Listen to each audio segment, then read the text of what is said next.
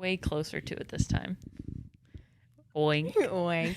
Yeah, I guess if you didn't know what we were talking about, that could sound Can you sexual. get that? You're way closer to it. You're way closer to it this time. So much closer. So much closer, Cass. Just the fact that you just did that shows the leaps and bounds that we have both come from starting this, because I remember in the beginning, one of our guests talked about coming back on and having us do dirty talk scenarios. Yeah. That scared the shit out of us, but we make sex noises on here all the time. I know. So To be fair, it's me more than you, but you're complicit with it. you're a whore. I am a whore. That's what I love most about you. I'm also a toot whore these days. It's Get really into it. sad. Get into it. Cass made me ask for like an update in my life, and then she wanted me to tell this story on air because this is kind of an update, I guess. Yeah, it's an important update. Yeah. It's a relationship milestone, so to speak. Some would say. Yeah. I guess. So the other night, the other morning, I guess, my boyfriend and I were cuddling in bed, and I don't know, I get like all contorted when I start to cuddle. It's really fun because like he'll be in back and like it'll be like it's hard to explain, but either way, It's quite the complicated cuddle. my ass was up against him, but his hands were kind of like around me and my legs and stuff.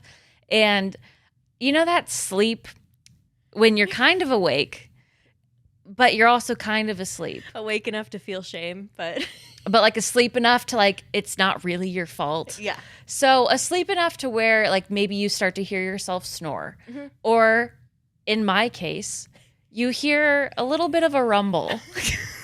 In the tumble. And I told you guys about the time that I woke up queefing. I thought perhaps that's what it was. Perhaps that's what happened. Yeah. So I went back to sleep peacefully thinking, if anything, I just queefed. Like I could be mistaken. A little chef's kiss never hurt nobody. Never hurt nobody. Never said boo about it from then on. And then later that day, I made like a fart joke about like the sound his car was making. He's like, oh, like you this morning. And I'm like, excuse me? And then he said, yeah, you farted on me this morning and in my hand, because his hand was like right behind me on my bum. And so I tooted into his hand that morning, and it was really sad. But I am so proud of the way you handled it, because speaking of leaps and bounds, your biggest fear most recently has been farting in your sleep. Yeah, which I do. Scared that you constantly. have been. Yeah. Which I do. It's proven. And now it's over. You can do whatever the fuck you want. So to speak. So to speak. Yeah. But then I did text you and I was like, I should be more embarrassed. Yeah. I really should be. And then but I didn't. I was more just like I thought it was really funny in the moment. Yep. But it was horrible at the same time. So. But the next time it's going to be less horrible. Yeah. He's made a couple of farty jokes since then. I'm a tootie gal. Yeah, it's not your fault. He's like, is that why you were toots and she was poop? And I was like, I don't know if that's true, but I don't remember. I don't thought know I if- was toots. I know I thought I was poop, but I was like, at this point, yeah, it should be toots. They're interchangeable at this point. Whatever we're feeling that Whatever day. we're feeling that day. Because you've been poop more often than not these days. Remember? I would love an explanation of what that means. Remember when you had your last period? And Yeah, and I was shitting like a goblin. Yeah. My mole nose is out, touching the knees. It's another word for boobs, if you were familiar. So that's why. Yeah. That's why I say it. Well, I recall the first time I let out a puff in front of my now husband. I was just in the living room with we lived with my mom and my sister at the time. And my dog reached out, did something that I was trying to bring him back. Maybe he was barking or something because I have a hound and he howls. So I went for him and I tooted. And I thought it was kind of quiet. And so I didn't say anything about it. And everybody just turned their heads to me. And he was like, did you just fart? And all that came out of my mouth was, I was scared. Fast movements, jolty movements. Didn't you toot all the way to maybe this is a different story. I thought you said that you like ran away after that and you like farted your way as you were running, but this might be a different I think that's story. fan fiction of my life. I think that's fan I don't think that was me, but I would my be honored God. to have that story to tell. That's so funny. Being scared, it really does just like pop it out of you. Yeah.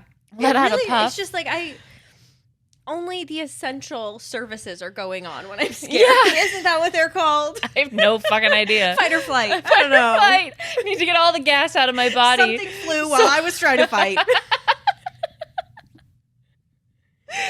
Amen to that. I'm sorry I'm a warrior. Sorry. Sorry I'm ready to, at the moment's notice. God gives his hardest battles To his to toughest. his rock hardest soldiers. To his biggest soldiers. Oh my God. Anyway, today we're talking about more good things. Yeah. How to have fun in the bedroom. I don't know why I said any of that the way that I did. And I just rolled with it. And I wish I hadn't. I wish I just let the come out weird and then changed the rest of it. But I didn't. I'm going to block that, so I don't even know what I just said. But we're talking about how to have more fun in the bedroom. How to make sex fun. Oh my God, yes. So fuck, I've that been was off the mic too long. I know, it's been a while. I Yeah. need to shake off the rust. Ooh. I want to block. I do that all the time with embarrassing shit. I'm like, and I don't remember. Just repeat exactly what I said, but better. Whatever. Like Men in Black type of a thing where it just like erases your I've memory. never seen that. Okay. 2 out of 5. Yes, we're talking about how to have more fun in the bedroom. And if you need inspo for like games to play in the bedroom, we also talk about how to have sex when you're a busy person. Yes. All the fun things. It's just a really fun conversation with Lisa. And she says my name, Emma. I know. She's so sweet. It's really cute. I love her. I love her accent. Not pictured or in our YouTube episode of this, and also not in the episode, are the monkeys that could have been jumping on her balcony. She gave us a little PSA in the beginning before we started that she's been having monkeys swing past her door all And day. go into her garden. She said they steal bread and sweets. I don't know where they're finding bread and sweets. But I love that. I think of it like just grabbing it off of the windowsill. Yes, exactly. Like Apu in Aladdin. Oh. He'd steal that loaf and break it in half. There you go. And Aladdin would have dinner. That's the story. Anyway, so we were waiting for a monkey and no monkeys came. But you can see how cute Lisa is in the YouTube video. Yeah. So go to our YouTube. We also do YouTube exclusive episodes now. So we've got some really fun ones up there. More to come. Emma's IUD experience, my strategic sex experience. They sound like a super spy. Yeah, it does. But those only live on YouTube. They're shorter episodes. They're really fun. And we show you a good time always. So always and forever. Yeah, go ahead and subscribe to our YouTube. And on that note, see you on the other side. Bye. Bye. So great to be here with you, Emma and Cass. So I am Lisa Welsh and I am a sex and pleasure educator based in South Africa. And I am on a mission to eradicate the world of boring sex. I don't mean conventional sex because there's a place for that. I just mean the kind of boring, like meh, the kind of stuff that feels like a chore. I love helping people to have more fun in bed and learn how to express themselves through sexuality. Sounds so sparkly and joyful when you say it. So on your website, you describe how you have like a playful approach to sexuality. So what does that mean? And I guess it probably means in line with having more fun in bed, but if you could explain. Absolutely. So sex, it comes with a whole bag full of shame and connotations and worries and despair. Like there's a lot of stuff that is packed in with sex. And I do get that. And I'm not invalidating that at all. But the way that I like to approach sex is by looking at the good things, looking like bringing in the play and bringing in ways to help you feel safe. So I always start with that. Feeling safe and learning to trust yourself. Those are like the two things that are foundational to every single thing that I do. So learning to like check in, see how you're feeling, see what you feel like doing. And often that is going to be more playful than just like, okay, what I really feel like doing is like ripping your clothes off and jumping. Sometimes you just want to like have a bubble bath or go for a walk or play or tell a joke or be silly. So I'm the kind of person that has all of the dad jokes and terrible innuendos. I just can't help it. They just come out of me. And it's just like, it's rather going to make you giggle when I'm talking about anal sex rather than make you feel embarrassed. So I like to like try and just know that there's going to be shame, there's going to be stuff coming up, and we always make space for that. Everything is welcome. So we're not trying to minimize the darker, more serious stuff, but we're just trying to like maximize the play and just bring that into all of the conversations that we have. Got it. That's beautiful. I love that. And maybe this question kind of isn't going in the right direction then, but what are we doing that is making sex not so fun or feel meh? Like, does it really all stem from that shame, or are there more things that we're doing? Well, a big part of it is actually just that we just don't know any different, that we think it's supposed to look a certain way and it's supposed to follow a certain pattern. And so we try and like make ourselves follow that pattern. We even try and breathe in a certain way that we think we're supposed to. Oh my God, that resonates so much. I was like kissing yesterday and I was like, oh my God, my breathing. So that makes, oh my God, I didn't realize how much I think about that. Keep going, please. Imagine if we just like forgot all of that. So being playful also means like being messy, being embarrassing, being awkward, like letting it just be actually as it really is, and like finding the joy in that kind of real animalistic approach to what it is. Just it is what it is, and letting yourself follow the desire that is real at this moment. Like learning to trust you and yourself right now, not just going along with things because it's in the movies or because that's like what your best friend told you back in the day. That's how you used to snog. I don't know if you use the word snog. I will now. I want to. Making out. French kiss. I like snog. Yeah. Snog. Yeah, good old snog. Like we learned to snog by like kissing our elbow. I love that. I think I saw that on like a person who's on like The Circle.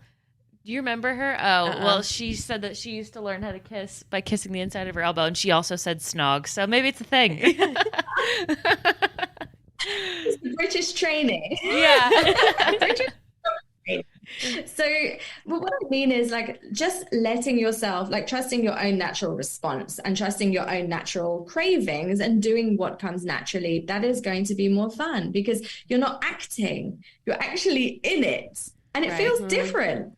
It feels different. You're not worried about, oh my gosh, what does my tummy look like when I'm doing this particular thing? And instead you're just like, it's okay, I'm a human, I'm having this experience, you're having this experience. And it is so hot when you're both actually in it, you on your own or with someone or with multiples, whatever it is. If you're actually really being real and letting it be what it is and in that moment for you all, then it's going to be a lot more fun. I don't know if I answered the question. I went off on my own vibe. No, that was perfect. So how do you then teach that? Like, how are you teaching people to trust themselves and to let loose and to really just embrace the fun of it when there is all of that compounding like shame or embarrassment or like internal voice going on in your head?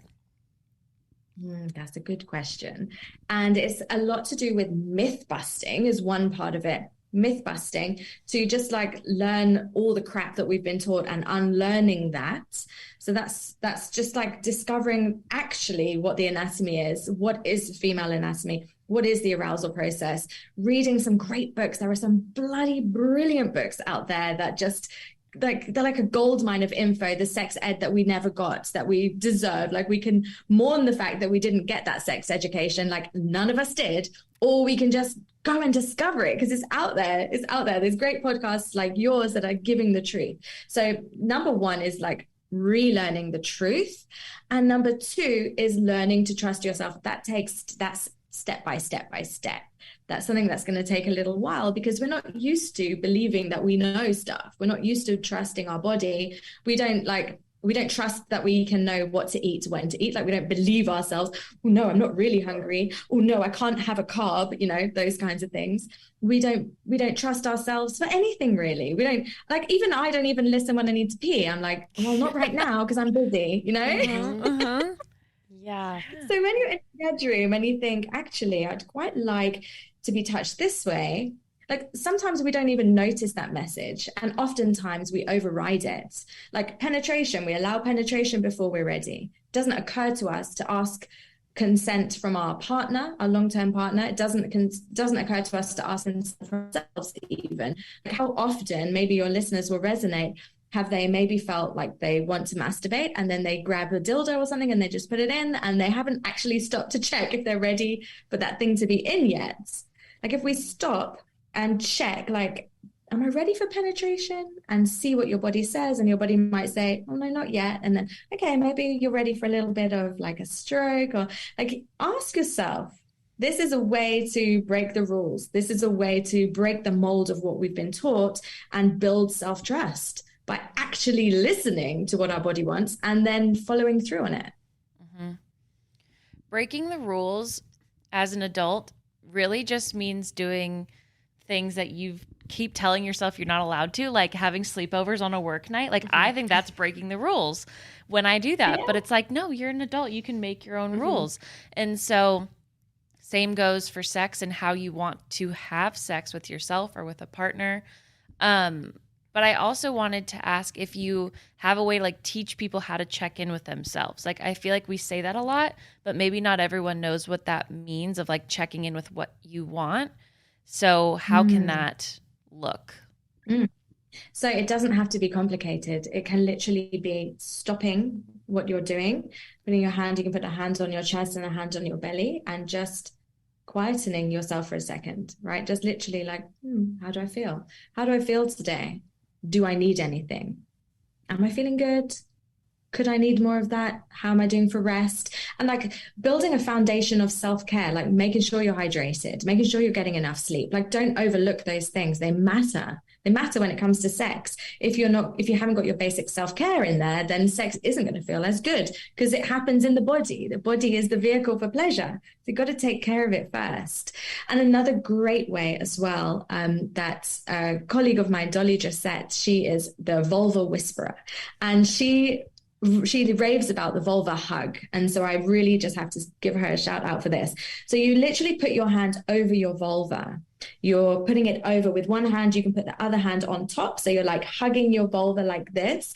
And it's like grounding and comforting and loving. It's not sexual. And you're just like, hi, hi, how are you doing? How am I feeling today? And just checking in with yourself to think, how do I feel?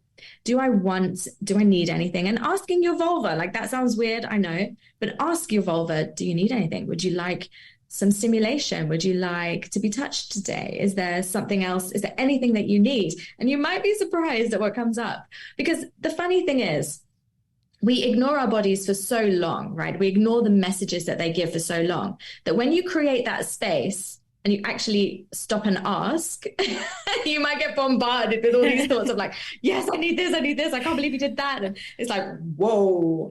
So chatty woman you are. Our bodies. You got like quite an angry vulva that's like, hey, you didn't like it when you did that last time, or hey, how come you haven't touched me for so long? Yeah, I love it. That's so sweet. It is so sweet. A hug is so comforting, and like, why wouldn't you want it on your bits? Where it would feel grounding and like non-sexual, but still like you're paying attention to the parts of you that could feel vulnerable and sensitive. Sensy. So that makes sense. So how do we start making sex more fun then? You obviously talked about, checking in and then following through on that. I think it's hard as somebody who does not listen to my body very often in any area of my life.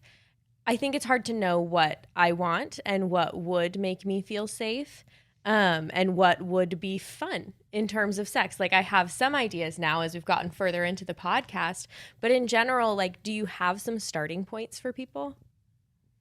Yeah. So, interestingly enough, it's not just all about like adding toys, adding lube, doing this position.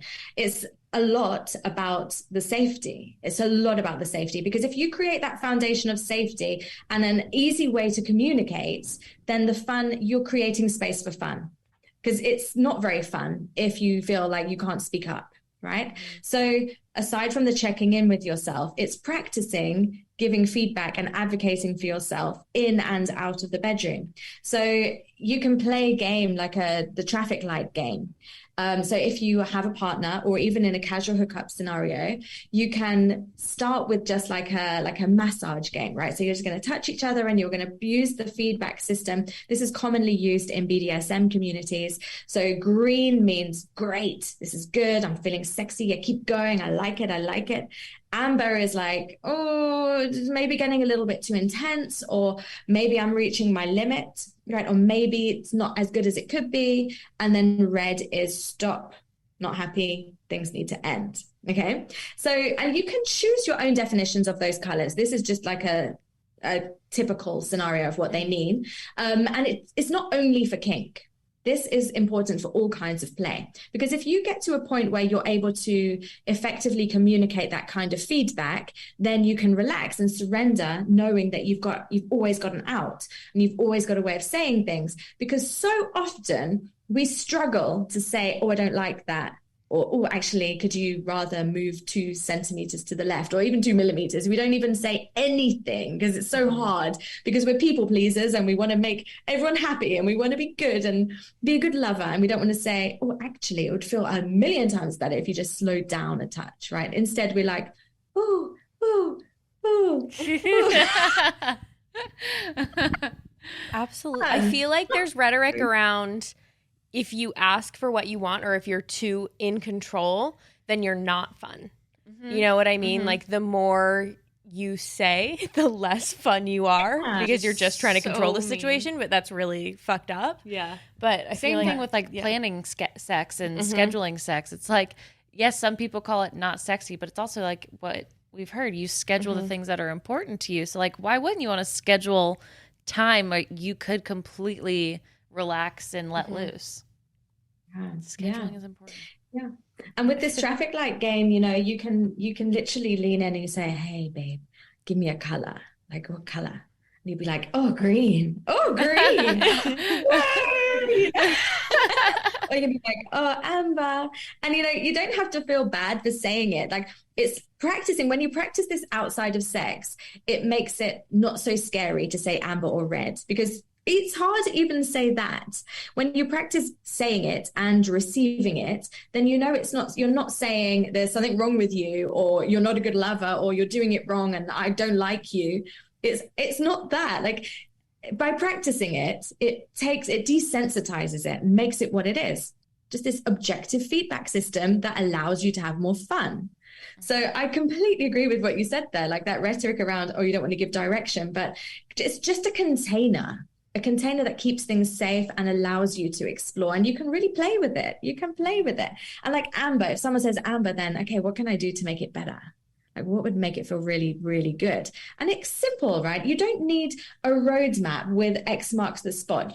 When we say give feedback, we're not saying be in control to that extent, but rather like follow the pleasure. Could you say, oh, slower? Oh, yeah, but slower. Oh, no, go back there, because that was really good. Like, could you say that rather than, actually, I would prefer you to give me this particular 45-degree angle at this depth. Like, that's not what we're saying. That's not fun. Right. But like, oh, no, don't move. That was amazing. Like, that's fun. Right.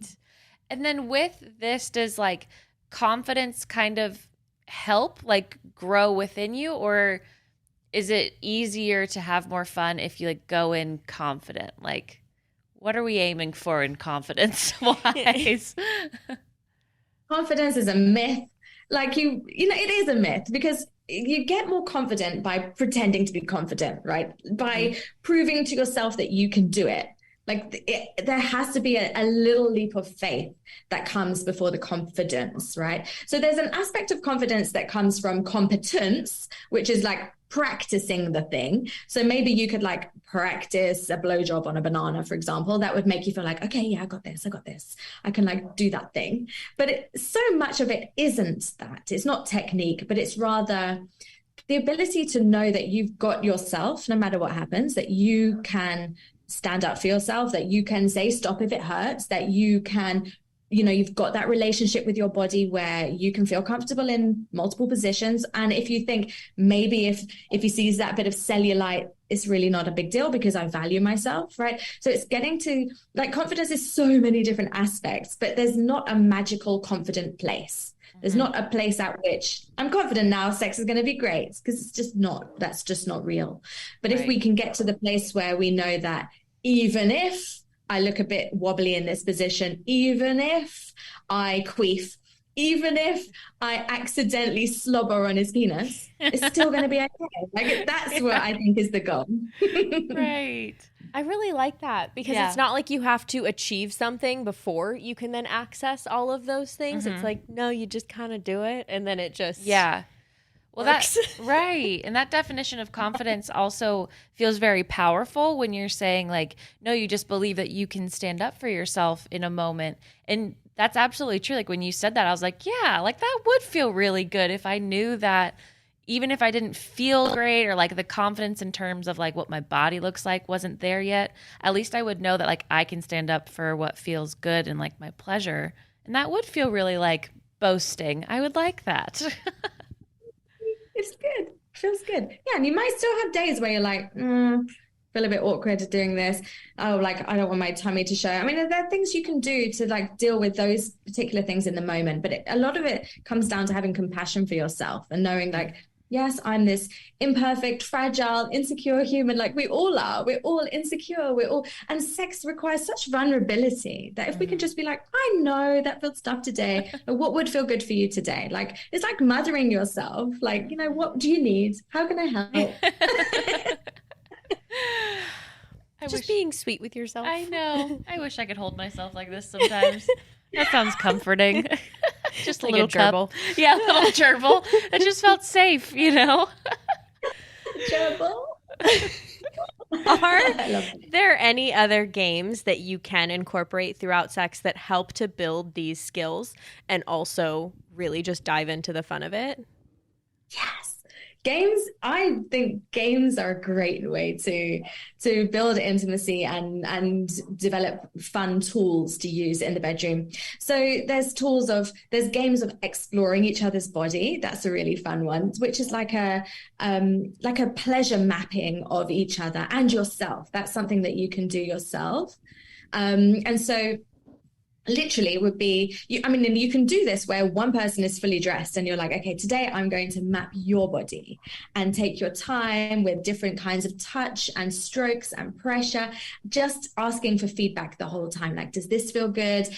Could it feel better if I did this? How about if I scratch? How about if I add temperature? How about if I add this feather or like a little flogger?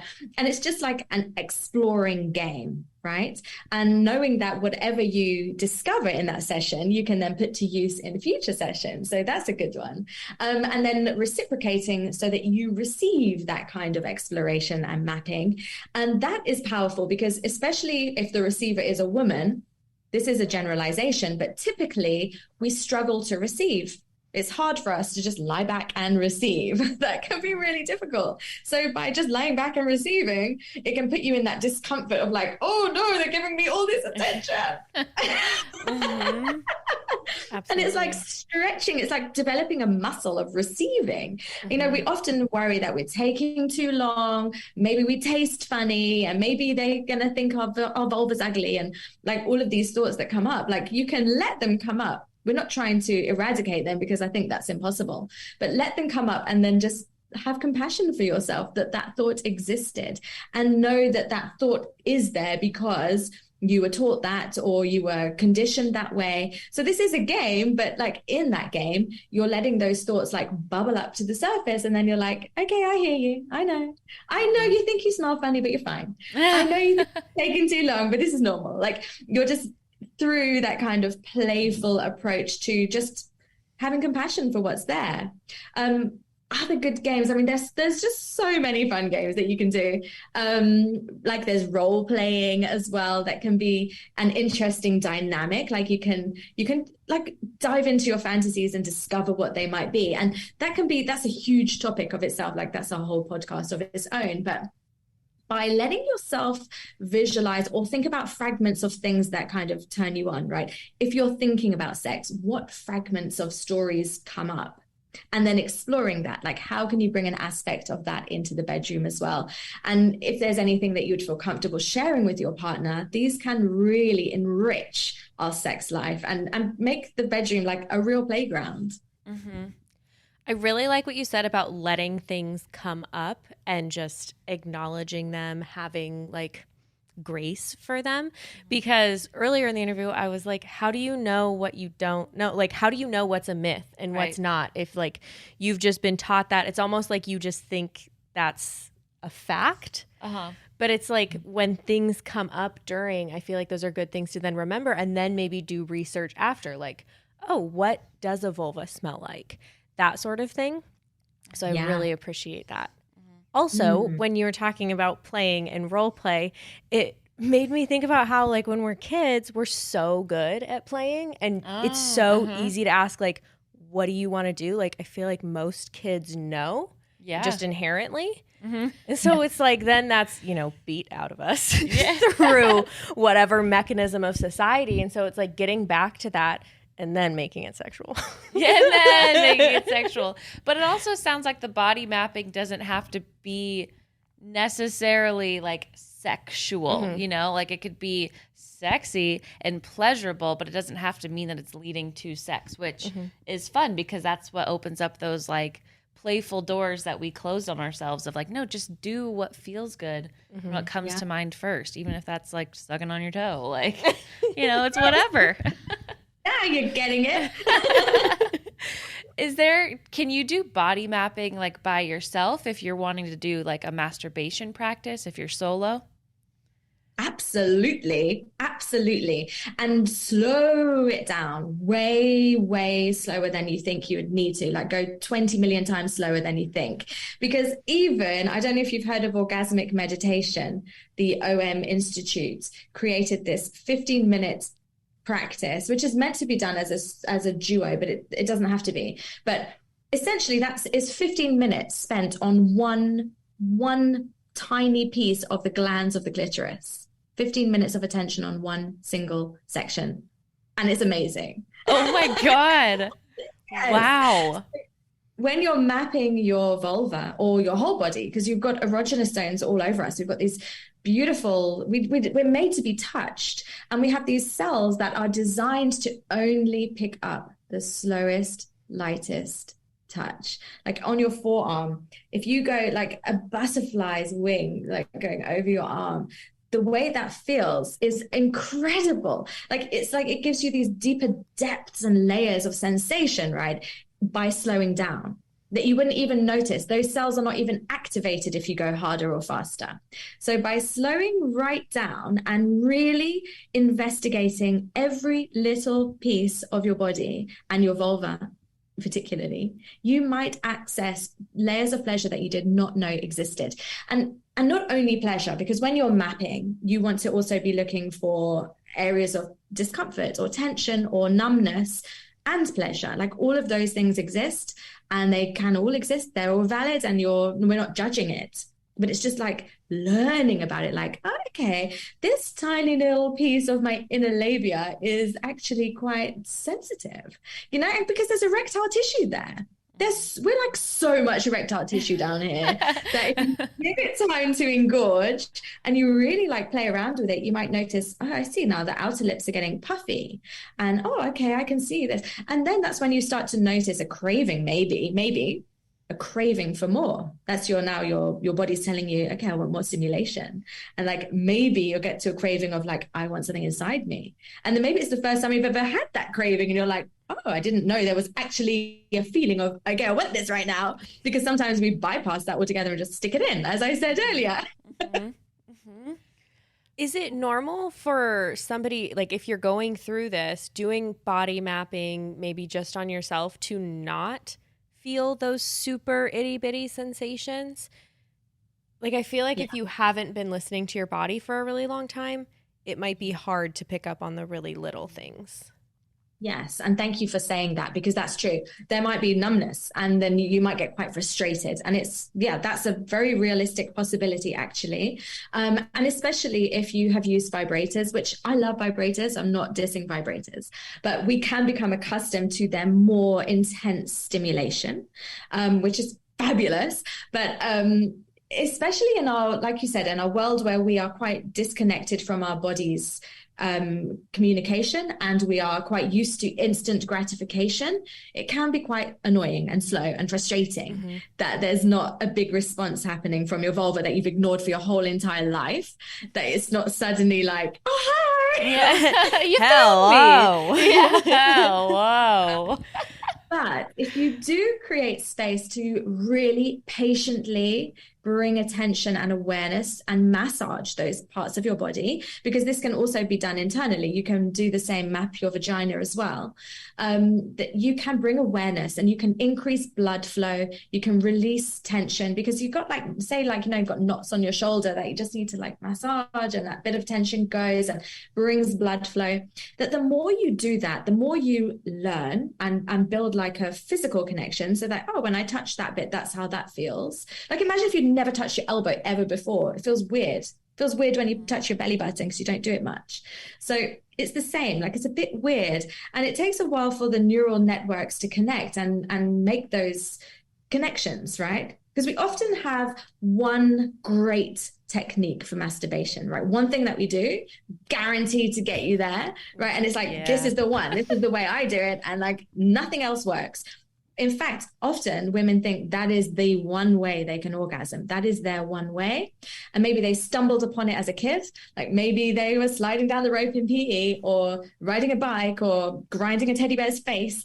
And then all of a sudden it happened and they're like, oh, okay. And then they replicated that forevermore. There's nothing wrong with that. I'm not shaming anybody, because we have all been there, and bloody great that there is a technique that works for you. That is something to celebrate. And it's something to elaborate on. It's like we learn this one thing and then we just think, oh, well, that's it. And we create this powerful neural pathway of like the body responds quickly to that stimulation because we've done it again and again and again. The body's like, oh, yeah, I know what's happening. Okay, boom, you know. But it makes everything else then feel frustrating because nothing else is as efficient or as effective as that technique. So it takes a little bit of undoing. And if you can either cold turkey not go for your favorite technique, which is very hard. Yeah.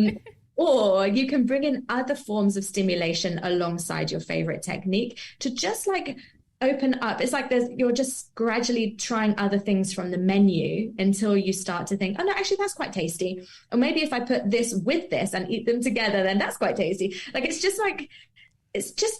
a learning. It's like a relearning, a rewiring almost. And that's an oversimplification, but it's like bringing awareness, bringing blood flow, waking up the nerves and just practicing. Other parts of your vulva might prefer different stimulation than your favorite spot with the favorite technique. Like it's just, let's see what it's all about and play. Like there's no end goal necessarily other than let's discover this potential for pleasure, which is huge. Right. That makes a ton of sense. Mm-hmm. And it would really help, I feel like, mitigate the frustration you could feel with things, quote unquote, failing, you know? Yeah, thank you for naming the frustration, because that is definitely the feeling. Like when I'm like, this should feel different. Like any of the shoulds, I'm like, I should be able to orgasm this way, or like I should be able to feel this like little tiny touch. And it's like, okay, but I don't right now because I use some pretty powerful toys. So it makes sense. He was quite a rumbler right down now there. I can't feel the tiniest of butterfly wings on my vulva. So I appreciate when that. did you last try a butterfly wing touch on your vulva? Probably never, because we're like straight in there. We go straight in there. Yeah. Right. I go with my super sucker on like Sounds like super soaker. Yeah, I know. I go with it like on the second highest level at this point now, because I'm like, yeah, Bring it I got 5 minutes.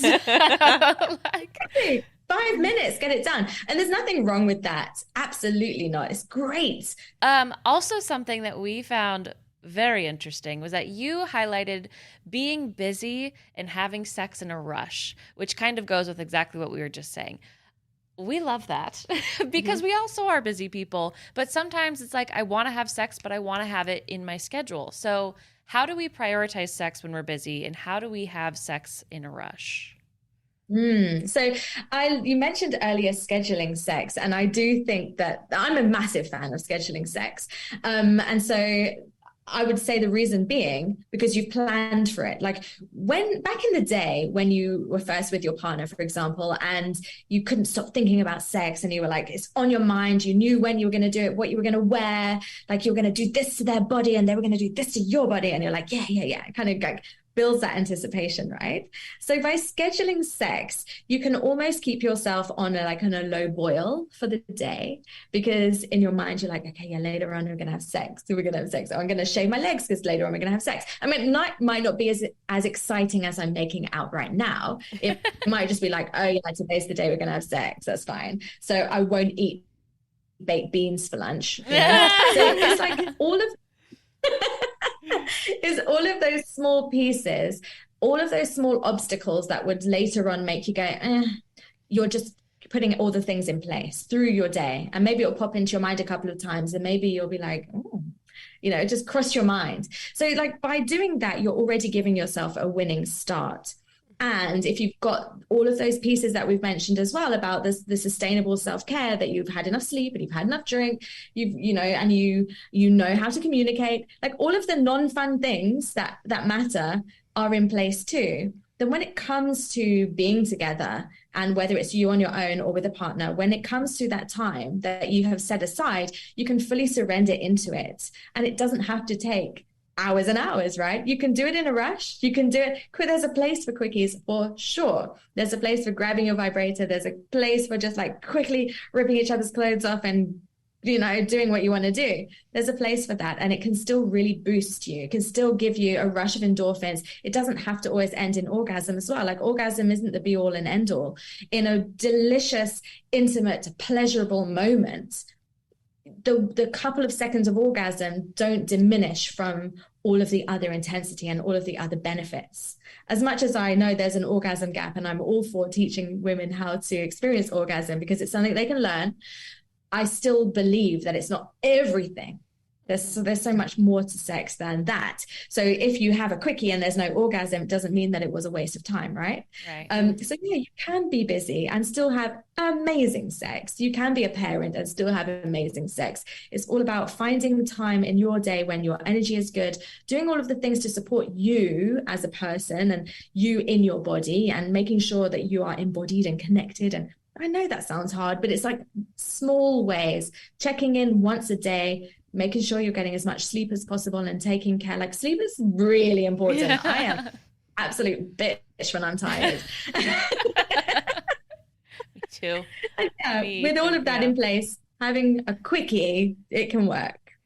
The way that you talk about scheduling sex, I feel like is a way to have more fun sex. Absolutely. Like it makes it more fun, the way that you framed it. And so it's like maybe a lot of what you need in order to have fun in sex is reframing how you see it already. Yeah. Because I'm all for scheduling sex, but I wouldn't say it's fun until now. You know what I mean?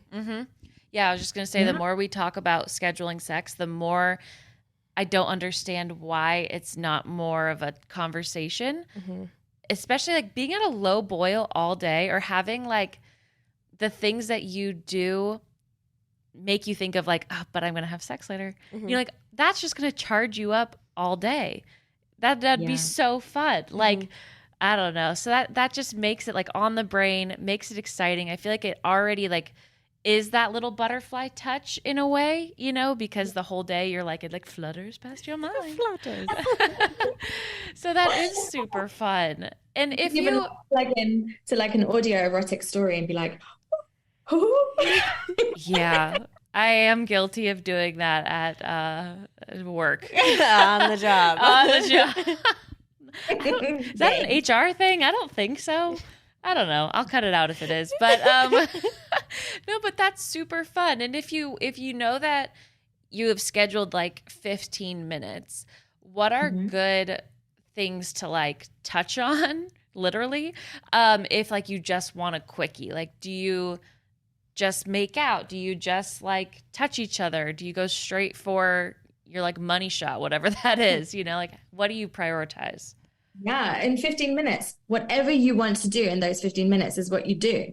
Like that is, I'm all about self-trust and checking in. Like, what do you really want to do right now? Do you want to like lick someone's earlobe? Go for it if they're happy, right? You know what I mean? If you want to suck their toe, do it. If you want to like just mutual masturbate, if you want to tie them up, just tie up a wrist. Like there's no prescription. That is the whole thing. There's no prescription. If you've got 15 minutes, like fill them up with what you want to do. Don't waste time doing anything you don't want to do. So if that is making out, that is hot. Like put on a blindfold and make out. Woo! Like it is the smallest, tiniest little tweaks and transitions that can really, really elevate everything. So having a box of tricks, like of sensuality things, like if you know you're going to be scheduling sex, put your glass dildo in the freezer or the fridge, you know, do things that are just going to be like, okay, later, oh, I've got that cold treat coming up, you know, if it's you on your own, like what would you love? Would you love to get a great scented candle ready by the bath so that it's ready to light? You got your playlist going, like, how can you elevate and hack those 15 minutes to be really delicious for you? Like, you'll know the things that turn you on. Do you want to be playing porn in the background? Do you want the lights on bright and like, you know, like, what do you want? And these things change from day to day. Like what you need today for these hot 15 minutes is going to be different from next week. So yeah. So no answer is my answer. No answer. But I love that because then all day when you know that you've scheduled out that time, you can be thinking about things that would make you really happy later today for 15 minutes. So yeah. When you said put on a blindfold and make out, what popped into my head was both of you putting on blindfolds and finding each other. It's playing Marco Polo. Yeah, but silent. I'm like, that would be scary, but also fun. But also, that would actually be really fun. It'd be like A Quiet Place. Yeah. But dirty. Yeah. That would be kind of fun. Yeah, you can start on opposite ends of the house. Yeah, and then just find each other where you can. Just like, remember, yeah, knock on walls. Safety, guys. That doesn't sound very safe. I guess if you know the layout of your house very well. God, that would be so funny. I mean, do it. I feel like I could totally see you and Jurgen doing that. Yeah. Maybe just one room. This is not a sex question, just a question for you two as people. In the dark, do you close your eyes? Like when you're walking? When I'm walking in the dark, I close my eyes. Yeah, I do. I don't know why.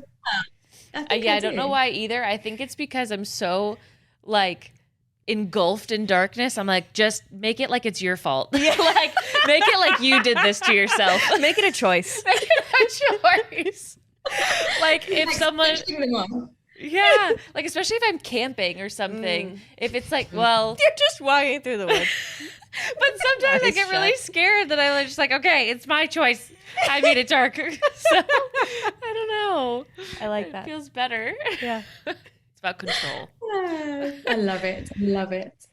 Last question from me. Is there too fun? Like, is there too silly, too goofy? Because I think I flirt with that end of the spectrum of like telling too many jokes while we're having sex and that sort of thing. And I think it's funny, and I think it's growing on my husband. But like, is there too much? Sometimes your jokes, like, you've told me some of them, and they're just so out of left field that you're just like, come on. Some of them are gross. So yeah, I agree with her question. Some mention poop. But it's like, if you're doing butt stuff, I think poop jokes are funny. That's and if it makes you feel comfortable as well, and it can diffuse the fear. The elephant in the room is like, is there going to be poop? Is this going to happen? Am I going to fart? Yeah, exactly. That's the elephant in the room 9 times out of 10 for me. So. It's not just during sex. There's a place for it. There's a place for humor to diffuse those things if that's the way that works for you, if that's your natural way of dealing with it. And if it's not a huge turn off for either of you, like, this is a space to ask questions, right? Like, is he like, it really turns me off when you talk about poo? Then you're like, okay, then how can we navigate that? Because it makes me feel really comfortable to talk about poo. So it's an opportunity to discuss these things. And I mean, jokes, humor is sexy, that is for sure. But there's ways of navigating it. And if it works for both of you, go for it. I don't think you can be too silly. Thank you. I like that. I also think that I've told myself, like, oh, you use humor as like a coping mechanism because you're not fully comfortable. And it's like, but what if that's how I make myself feel safe? That's not a bad thing, right? To like use things to make yourself feel safe. But I feel like we're taught that we should be going in totally confident, totally knowing what we're doing. Yeah. And that's how you feel safe. And it's like, that's actually not me. Yeah. Right. And I don't think it ever will be. I agree fully. The coping mechanisms, like, there's a place to look at and work with coping mechanisms that aren't helpful. But humor is not an unhelpful coping mechanism. As humans that we've made it this far through life, we all have coping mechanisms. We all got them, right? And it's just working with them. It's just deciding, is this coping mechanism still helpful, or would I like to change it into something else? And it's not about judging or shaming yourself for having a coping mechanism, because for other people, like sometimes for me, if I'm feeling overwhelmed in the bedroom, then I will put my hands on my body or try and breathe more deeply. Like, if you're feeling like, oh, this is a little bit much, or I'm a bit nervous, put your hands on your body, and then it kind of looks sexy because no one knows what you're actually doing. Self-soothing, like, yeah. I'm really self-soothing right now. Self-soothing, but actually you can make it be like, self-soothe, but make it sexy. Make it sexy because I'll sway. Maybe I can pair the joke with something like that so it evens out. But it's okay for things to be bloody awkward. It's okay for a really awkward thing to happen and then to have a laugh about it. Like, if you do something, you say a joke, and then you think in the moment of saying it, you think, okay, that was really, really ridiculous. And then you can laugh at the joke. Adds another element of humor. Like, things go wrong. This is bodily fluids and sweaty bodies moving and pushing into things. There's gonna be awkward moments. Like, just is what it is. We can laugh about it. Yeah. I mean, there's nothing more true than the way you're describing it. It's just in the moment, you're like, this is something that's only happened to me in my body ever. But the way you describe it makes complete sense. Yeah, that's like not possible. I know. For your body to be the only one that has ever happened to. I can't think of anything that is possible for. No, absolutely. And that's comforting. That's self-soothing. Is there any other things with having fun while having sex, or having fun in bed that we didn't touch on that you'd like to bring up? Yeah, so touching on what you said about the fact that there's nothing in our bodies that's happened that hasn't happened in somebody else's body. Like, we are all humans having this experience, that no matter what you feel when you are going into the bedroom, right? No matter how nervous you might feel, or worrying that there's something wrong with you, or that you're not going to orgasm, or that you're not going to impress them.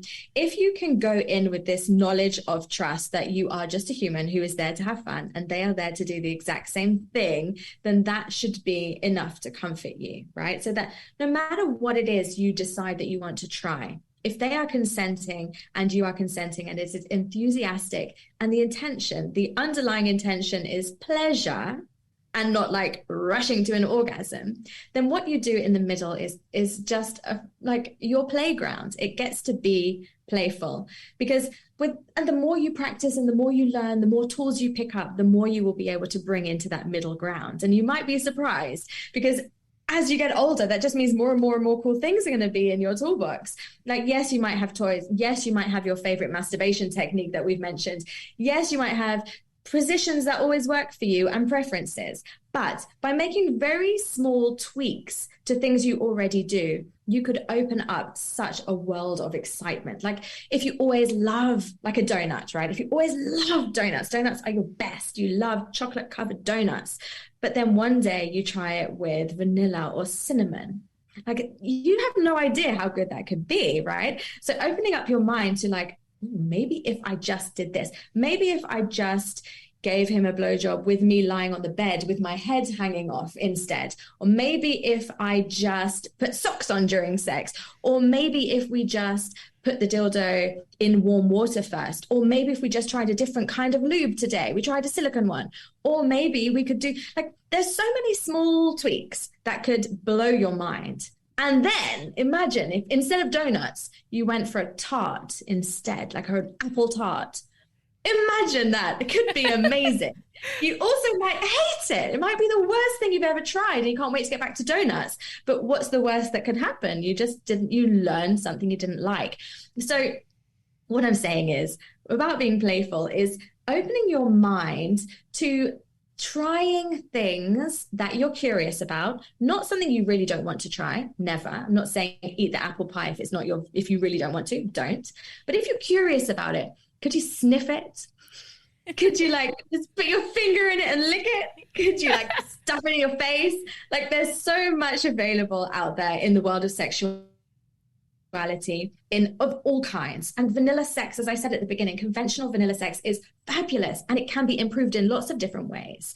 And so is kinky sex. It's also fabulous. Like, there's just so much available. Like, you don't know what you like if you don't explore it a little. And there are safe baby steps you can do. And I encourage research and self-trust and education to get there. But yes, sex can be really, really fun if you just open your mind to your pleasure potential, which is way bigger than you realize. What a wrap up. I can follow any comparison that has to do with donuts and apple tarts. I had a peaches and cream donut a couple weeks ago. It was so good. And I was like, and that sounds pretty sexual. Yeah, and that sounds sexual. There's like the stuff inside, the peaches and cream in it. Like, explain. Yeah, it was literally like just a round donut, not one with a hole in it. You know what I mean? Just a full donut. And then it was cut in half and there was cream and fresh peaches. That is sexual. No one can talk me out of that. It was, I think they were fresh. They tasted fresh. I could have a bad canned peaches. I don't think they were canned. I don't think I would have liked it as much. It was so good. That sounds amazing. Yeah. Now I want a cronut. Yeah. Love a cronut. Yeah. Which I think is like considered chuggy now. Well, they can fuck right off. It's amazing. I know. I love a cronut. Anyways, where can our listeners continue connecting with you after this episode? Everywhere. Anytime you're eating a donut. Yeah. My handle is in bed with Lisa everywhere that I can be. I try to be everywhere. So yeah, I love being on Instagram. That's kind of one of my favorites. I try to be on TikTok, but it gets very cross with me. So in bed with Lisa, you can probably find me wherever you are. You're going to softball this one to me? You literally always start the outro. I know. I'm sorry. Welcome to the outro. Dun, dun, dun, dun, dun, dun. That was a rough one. That was a rough one. But that wasn't a rough one with Lisa. That was a fun one. Correct. So thank you so much to Lisa for coming on the podcast. And thank you to our listeners for tuning in. Now I know why I always start, because that's my line. Yeah. Yeah. Okay, I'm going to try yours. Go ahead. And I probably will not get it right. Okay. And if you want to have some more fun with us, yes. Start with something to connect to what you just said, and then I loop it. Feel free to rate, review, and subscribe on Apple Podcasts. Please leave us something nice, kind, and fun, because we're hot, fun, and flirty. And we hate mean things. So if you're mean, please don't be there. Get on out. And you can also rate us on Spotify. Yep. Like I said, we said many, many times, there's only 5 stars It's this glitch. They It's a just fucking won't glitch. get rid of it. It Yeah. doesn't happen on anybody else's podcast I know. except for ours. It's really bizarre. But yeah, feel free to keep giving us 5 stars. Mm-hmm. And that's all I have to say. That's all she wrote. That's all. Did I get it all? Yeah, you got it all. Woo! We can switch spots whenever we need to. Yeah, we'll just surprise each other. No one can tell us apart anyways. I know. That's on you guys. That's on Not you. me. Yeah, I guess I could say Cass did the opener and Emma did the closer, but they wouldn't know who normally does it. I know. think. I don't know. I think the So true fuck ones all. do. Yeah. I don't know though, because even my family and friends will be like, sometimes I get confused in your guys' voices. To be fair, sometimes I get confused on our voices too when I'm editing a video even. Yeah. If I'm not really looking at our faces. Yeah. If I drop into an episode sometimes, like I'll get lost at who's talking. I'm like, I don't remember saying that or doing that. But Yeah. Here we So I are. guess it's fair, but I also wish you guys would know us better. Yeah. So think about that and learn your lesson, and we'll see you next week. I think you should do a Southern drawl. I'll leave it at that. And we'll see you next week. Bye. Bye.